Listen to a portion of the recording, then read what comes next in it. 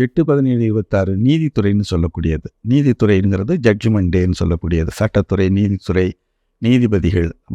அதில் பார்த்தீங்கன்னாக்க சனிக்குரிய தொழில் செய்கிறவங்க எல்லாருக்குமே அந்த கருப்பு சட்டை வந்துடும். ஏன்னா சனிக்குரிய துணியை நீங்கள் பார்த்தீங்கன்னா சனி பகவானுக்கு 8ஆம் நம்பருக்கு பார்த்தீங்கன்னாக்கா அந்த துறை சம்மந்தப்பட்ட உடையத்தான் அவங்க அணியக்கூடிய ப்ரொஃபஷனல். இது நீங்கள் பார்த்தீங்கன்னாக்கா கருப்பு உடையத்தான் அணிவாங்க. கருப்பு நிற காகத்தை தான் வாகனமாக அவர் வச்சுருக்கார். ஸோ கருப்பு நிற எள்ளை தான் வந்து உங்களுக்குடைய தானியமாக வச்சுருக்காங்க. ஸோ கருப்பு நிறங்கள் எல்லாமே நீங்கள் பார்த்தீங்கன்னாக்கா உங்களுக்கு சட்டத்துறை சம்மந்தப்பட்டது, நீதித்துறை சம்மந்தப்பட்டது. அதே மாதிரி கருப்பு சம்மந்தப்பட்ட விஷயங்கள் எல்லாமே நீங்கள் பார்த்தீங்கன்னா அழுக்கு சம்மந்தப்பட்டது.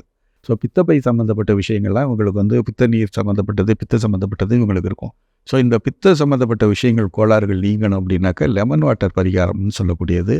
லெமன் வாட்டருங்கிறது பெரியவங்க வந்து கர்மாக்களால் பாதிக்கப்பட்டவங்க போய் நிறைய பேருக்கு வேண்டுதல்கள் பண்ணும்போது பெரியவங்களாக இருக்கிறவங்க எலுமிச்சங்கனி தான் கொடுப்பாங்க.